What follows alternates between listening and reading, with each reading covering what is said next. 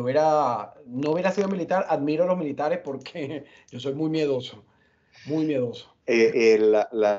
Irak es una experiencia increíble, brother. Increíble. Yo tengo muchas fotos y momentos duros y Estamos tristes y grabando duros. y esto lo voy a dejar así, tal cual. Sigue hablando, porque ya estamos grabando. Esta es la segunda Ok. parte.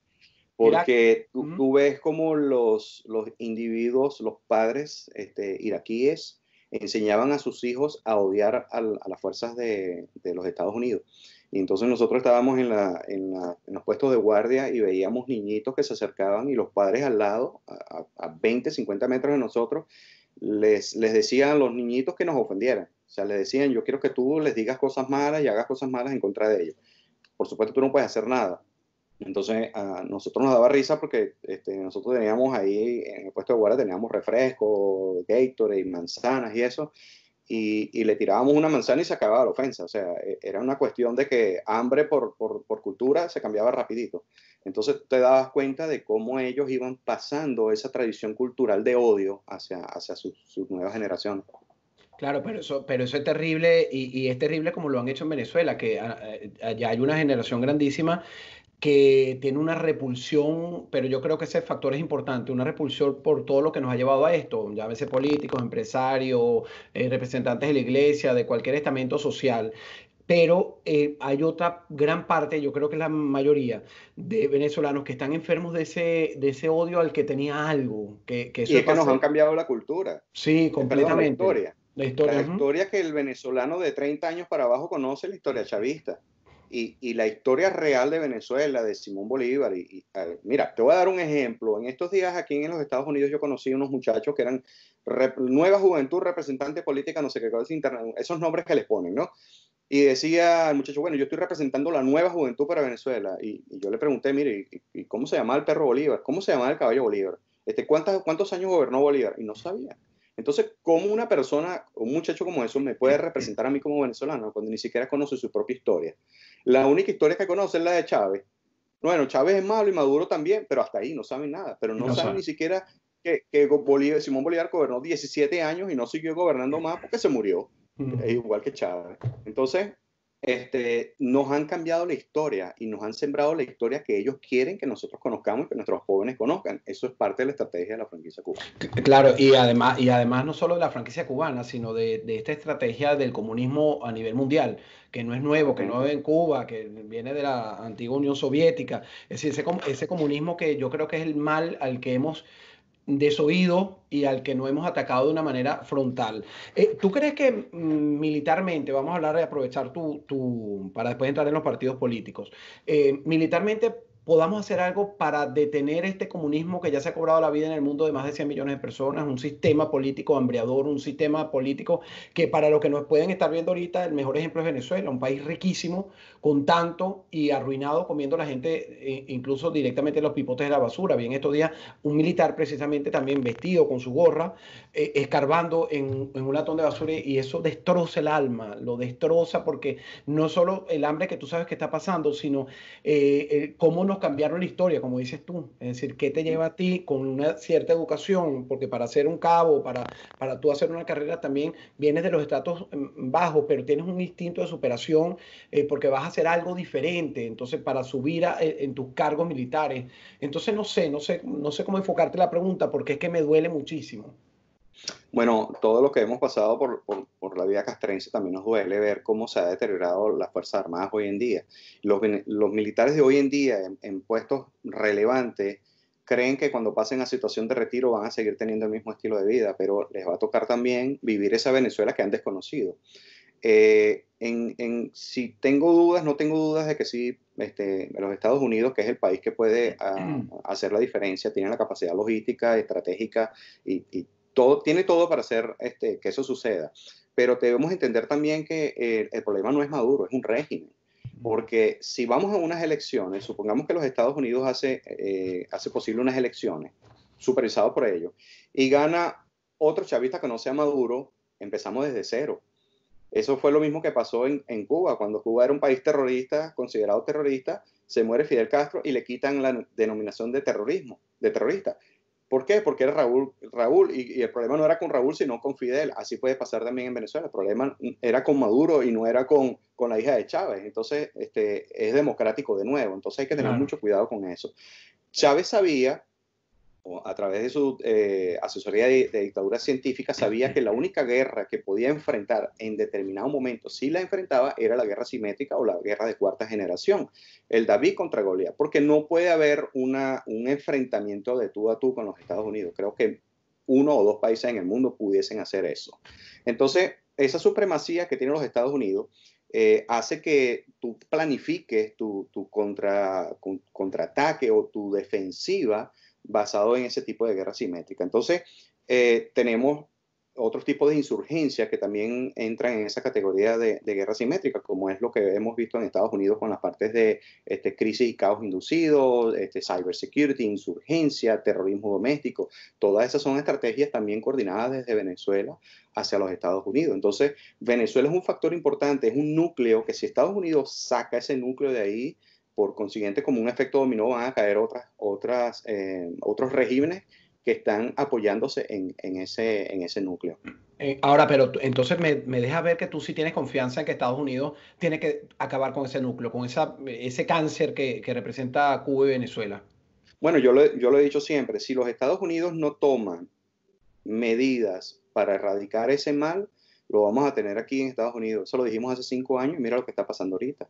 Tenemos regímenes o fuerzas de insurgencia, que es terrorismo doméstico, aquí en los Estados Unidos, creando caos.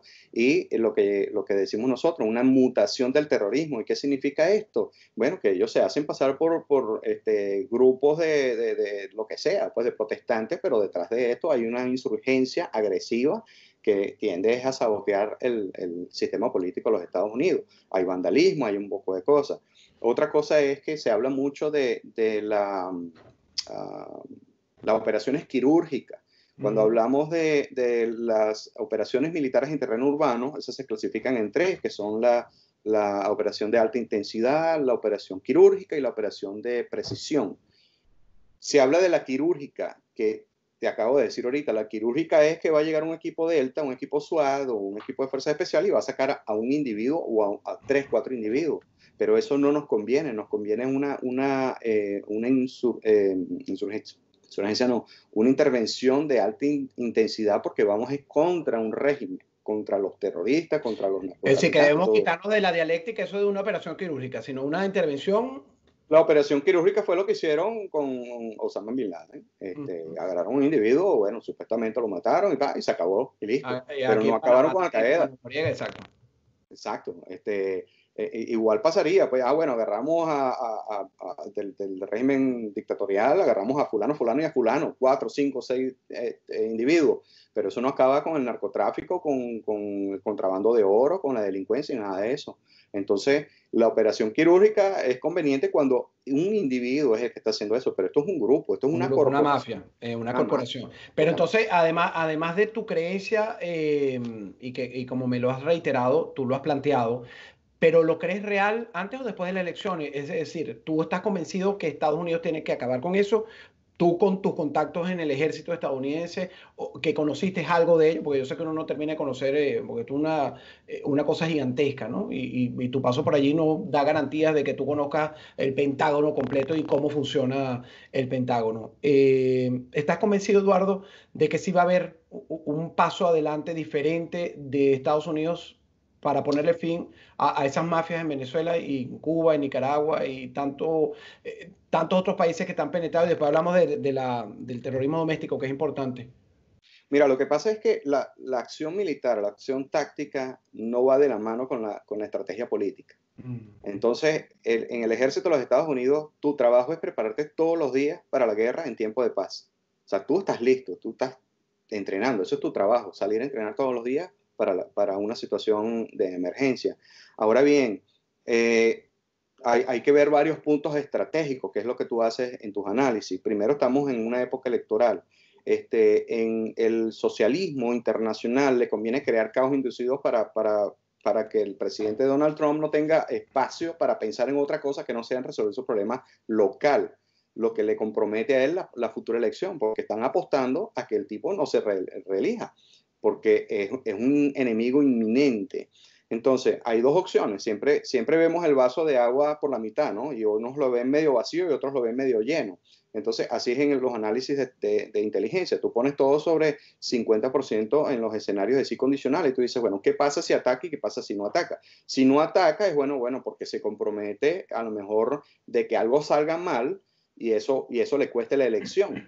Pero si le sale bien, entonces es reelecto automáticamente. Entonces ahí es donde viene la ingeniería social y juega la estadística. Si hacemos esto, ¿cuántos votos vamos a ganar o si nos va a salir bien? Bueno, que los venezolanos vamos a votar por Trump. Bueno, pero ¿cuántos venezolanos hay en Estados Unidos? Hay, no sé, 10, 15, 20 millones. Bueno, pero ¿cuántos blancos, afroamericanos y otros ciudadanos a lo mejor van a estar en desacuerdo? Porque a lo mejor son más de esos 20 millones y perdemos 20 millones de votos. Entonces, todo es una conveniencia política. Desafortunadamente, esa es la verdad. Pero estratégicamente o tácticamente, no cabe duda de que tenemos una supremacía y la capacidad operativa y logística de acabar con el resto. Bueno, ahora me confundiste, porque entonces no sé si me dijiste que sí o que no. Creo y entiendo que no, pues la conveniencia política, que todos lo entendemos. Pero bueno, es un tema muy delicado y además la parte política, y ahí retomamos el tema de los partidos políticos y toda esta corporación también podrida de Venezuela, porque no son solo los malos visibles, que es el régimen, sino los malos invisibles que están en la oposición, en los partidos políticos de la oposición, que aunque no son mayoría, son los que tienen la fuerza y nos han llevado a esta coexistencia, esta cohabitación de diálogo por aquí, de posibilidad de unas elecciones, etcétera, etcétera.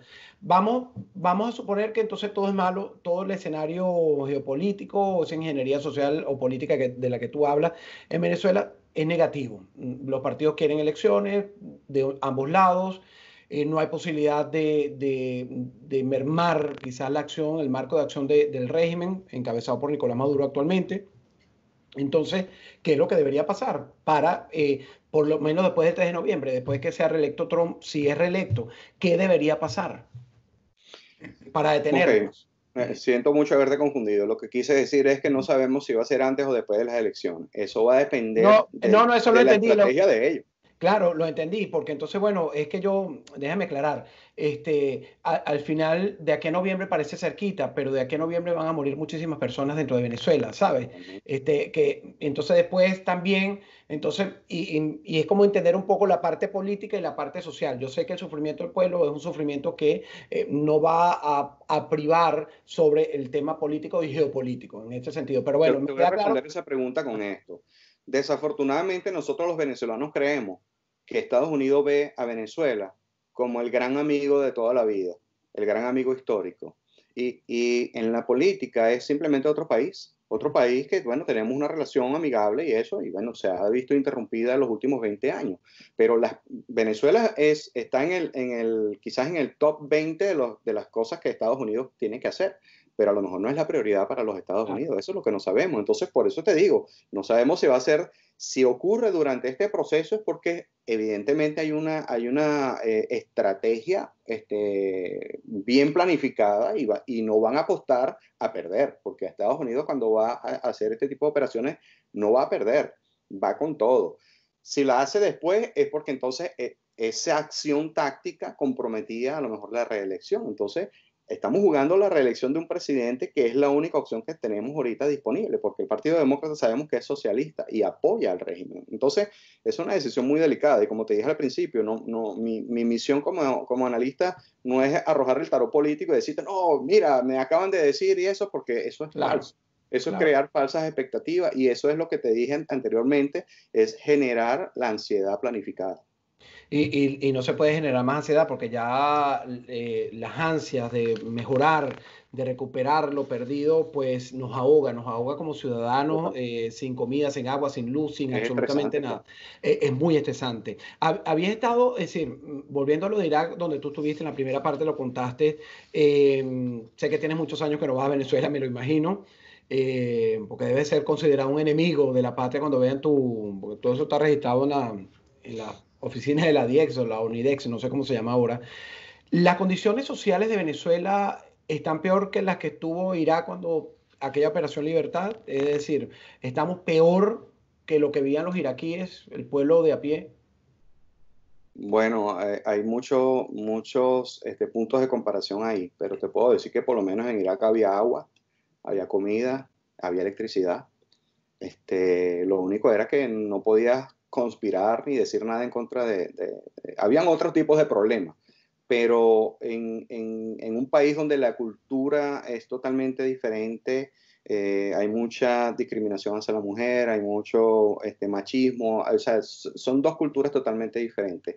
Y acuérdate que la ingeniería social planifica sus estrategias dependiendo de la cultura de las personas o del país. En el caso de América, el sometimiento y el caos inducido tiene que ir basado en los beneficios socioeconómicos del individuo. Entonces, la idea es mantener esa zozobra, esa ansiedad. Entonces, bueno, le quitas el alimento y lo sometes. Eso es adoctrinamiento a través no te bañas, andas como un zombie todo el tiempo por las calles. Todo eso tiene que ver con la guerra psicológica para quebrantar el espíritu de la persona, quebrantar la familia, que es la base de la sociedad, es vital. En Irak era totalmente diferente porque es otra cultura y de hecho corroboro eso que hoy en día tenemos casi que los mismos problemas de aquel entonces, porque es un problema cultural. Sacaste el problema de raíz, pero no resolviste el problema cultural. Eso se compara con lo que llamamos nosotros el plan del día después, que lo copiaron aquí, le dijeron el plan país, que no es ningún plan país, es un fracaso de plan. El plan del día después contempla el cambio cultural, el cambio económico, la resistencia al cambio que va a tener el ciudadano La gente. y un poco de cosas. Y eso que dijiste que tengo miedo de ir a Venezuela, realmente no tengo miedo porque yo no he cometido ningún delito. Mi delito ha sido escribir un libro que se llama La franquicia cubana, que destapa estrategias de guerra psicológica. Mira, Pero ¿y tú crees yo no creo que delito sea eso. Mira, pero para ellos sí, estás desconociendo el tamaño del monstruo de... Eres responsable de haber develado con tu experiencia pues lo que es esta franquicia cubana y esta dictadura científica que se ha reinventado y fíjate que tú lo decías y no quiero despedir sin que me hables de ese, cómo lo han llevado y lo han traído aquí a Estados Unidos, donde tú y yo vivimos, con este terrorismo doméstico, porque hemos visto cómo después del Foro de Sao Paulo se han reinventado.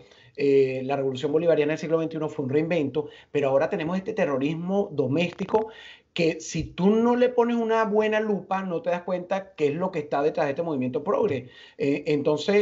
Porque parecieran muchachos descontentos, muchachos, bueno, que están metidos en drogas, desocupados, pero realmente lo que hay detrás de ellos es algo más profundo, o me equivoco.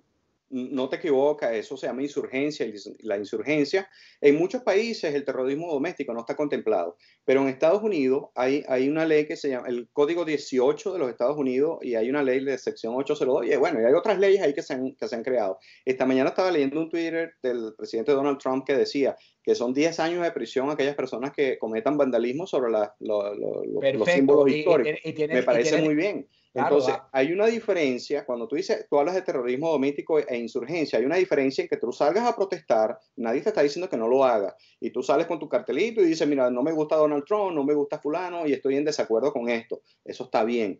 Pero en el momento en que tú tiras una piedra y quebrantas y haces un impacto negativo en un comercio, eres entonces un ya eso se delincuente. considera, eso es un delincuente, Claro.